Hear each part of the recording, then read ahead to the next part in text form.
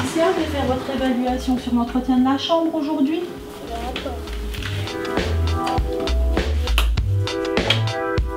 On évalue les agents sur des situations en réel. Donc on parle de leur travail réel pour pouvoir évaluer et faire avancer l'agent dans sa profession. Alors nous avons choisi de mettre en place en 2010, à partir de 2010, la gestion prévisionnelle des métiers et des compétences pour avoir une bonne lisibilité de nos métiers dans l'établissement et d'autre part pour pouvoir, par rapport à ces métiers, identifier les compétences, donc à travers une cartographie des compétences. Pour passer de la cartographie des métiers à la cartographie des compétences, nous allons utiliser les situations prépondérantes, c'est-à-dire la possibilité d'évaluer tout au long de l'année au fil de l'eau les situations de travail auprès des personnels. Ces situations-là seront reprises ensuite au cours de l'entretien annuel professionnel. L'amélioration, c'est que l'agent sait au cours de l'année quels sont ses points forts et ses points faibles. Donc, ce qui permet aussi d'évoluer et de pouvoir, au cours de l'année, déjà développer ses compétences. Et puis pour moi, le cadre, c'est de pouvoir orienter l'accompagnement des agents par de la formation, par du tutorat, par une guidance ou alors des conseils en lecture professionnelle. Enfin, cette évaluation me permet d'être beaucoup plus suivie par rapport à ce que je fais dans mon travail. Au départ, ça peut être de la pression, mais après on s'y habitue parce qu'on se dit qu'on fait plus attention au personnel qui s'occupe de l'hygiène par la suite. C'est beaucoup plus rassurant. Nous avons été accompagnés par la NFH tout au long de la démarche, donc depuis 3 ans environ, et notamment cette année lors de la mise en place des entretiens professionnels et de l'élaboration des situations prépondérantes. Tout ce qui est accompagnement, démarche GPMC s'inscrit dans le projet stratégique national et nous en avons eu une déclinaison régionale. Nos instances ont souhaité que nous nous engagions dans une démarche de proximité auprès des établissements et également avec une approche personnalisée. L'accompagnement de la NFH s'est traduit par la mise à disposition d'un consultant qui nous a accompagnés tout au long de la démarche.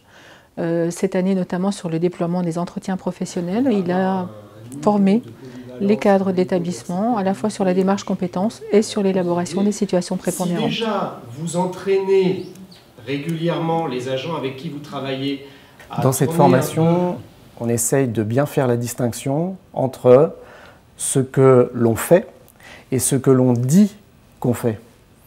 C'est-à-dire la différence entre le travail réel et le discours que je vais tenir sur mon travail lors de l'entretien professionnel. Et ça, c'est une confusion qu'on essaye vraiment de lever durant la formation.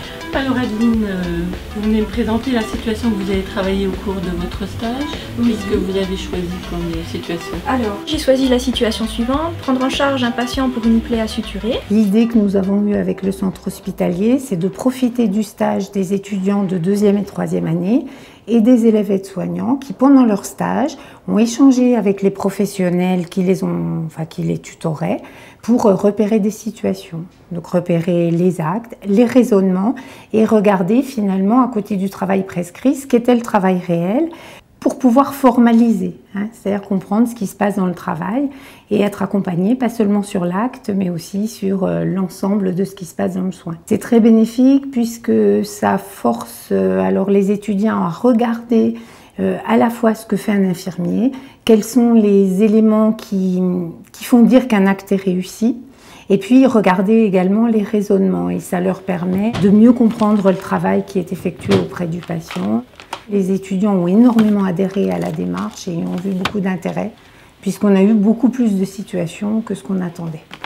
Pendant mon stage de 2e année, toute ma promotion a eu un travail à faire. C'était repérer une situation prépondérante au service où on était en stage. Une situation prépondérante, c'est une situation qui est rencontrée au minimum plusieurs fois par semaine. Une fois que cette situation était repérée, c'était construire cette situation, c'est-à-dire quels actes forment cette situation et quels sont les indicateurs qui permettent de dire que tel acte est maîtrisé par l'agent qui pratique cette situation.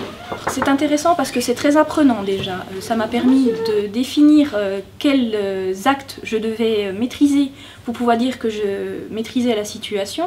Et ça permet aussi aux professionnels de repérer les compétences que j'ai acquises au cours de la maîtrise de cette situation. Et après, justement, quand vous allez être infirmière, comment vous pensez utiliser ce travail? Lorsque je serai jeune infirmière, que j'arriverai dans un service, ça me permettra de définir, de voir quels sont les actes et les situations prépondérantes au sein du service.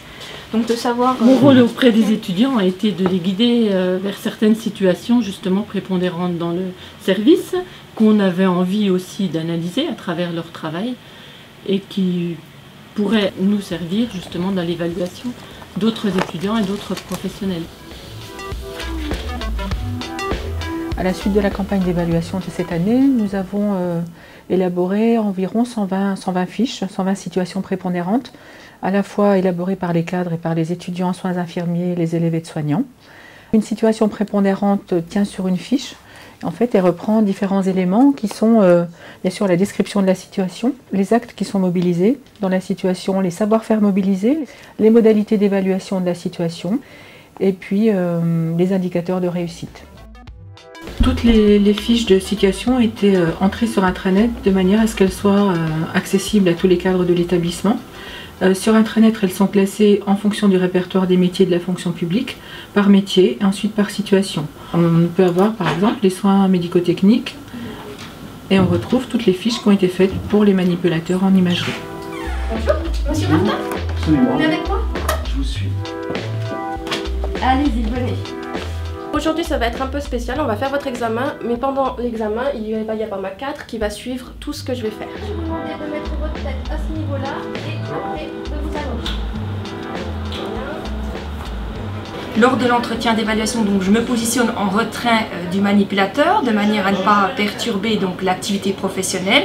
J'observe en fait son comportement par rapport au patient, puis ensuite ça peut être ses compétences techniques et également ses compétences par rapport au protocole. Là au moins, c'était sur mon métier, c'est sur ce que je sais faire. C'est accueillir mon patient, lui donner mes conseils, faire mon examen et le raccompagner.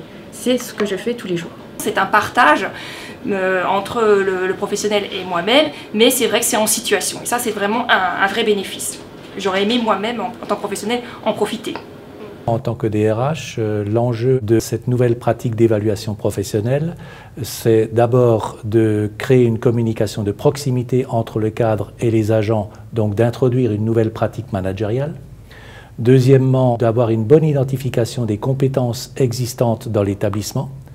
Et d'autre part, de moderniser l'administration en pratiquant l'entretien d'évaluation directement de façon dématérialisée. La démarche des entretiens professionnels et surtout la démarche de travail sur les situations a deux effets, me semble-t-il, importants pour le plan de formation, qui sont d'une part dans l'animation des formations et pour les formateurs, et notamment les formateurs internes, de s'appuyer sur les situations de travail pour en faire des situations pédagogiques, et d'autre part, dans le cadre des programmes DPC, de pouvoir utiliser les situations de travail dans les EPP pour l'évaluation à distance. Pour la direction des soins, ce qui est intéressant, c'est de connaître les compétences des agents, notamment pour élaborer les plannings, créer les équipes. Il est important de savoir quelles sont les connaissances, compétences et le niveau. Nous avons des agents qui ont une pratique courante, d'autres qui ont la maîtrise de leur travail et d'autres qui sont à un niveau d'expertise. Pour l'établissement au sens plus large, lorsque nous avons à monter un projet, par exemple une équipe en éducation thérapeutique, il est intéressant également de pouvoir identifier rapidement quels sont les agents ou les infirmières qui ont ces compétences particulières pour les solliciter et les valoriser également dans leurs compétences. L'enjeu est fort pour l'hôpital Nord-Franche-Comté, puisqu'il faut savoir que dans 2 ans, nous allons regrouper 2 hôpitaux sur un même site et que jusqu'à maintenant, nous travaillons donc sur des organisations, leur optimisation, on sait les rendre efficientes, on sait les rendre opérationnelles, mais on n'a jamais mis en place une cartographie des métiers donc, et des compétences qui permettra de servir ces organisations pour améliorer nos fonctionnements et surtout la qualité de prise en charge de nos patients. Donc ça nous paraît important d'être engagés dans cette démarche, de la soutenir, de la promouvoir pour pouvoir demain la mettre vraiment au service de l'organisation, d'optimiser nos organisations avec les compétences qu'on saura s'adjoindre, qu'on saura rendre complémentaires aussi dans les services, tout ça au bénéfice du patient. Le CHBM a choisi 7 portes d'entrée à travers les situations de travail.